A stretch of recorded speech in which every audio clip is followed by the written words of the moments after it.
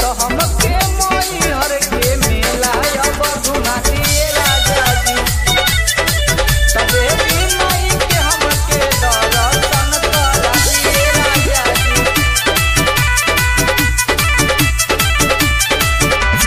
छोरी के सगरो काम घरे आ जाए राजा जी।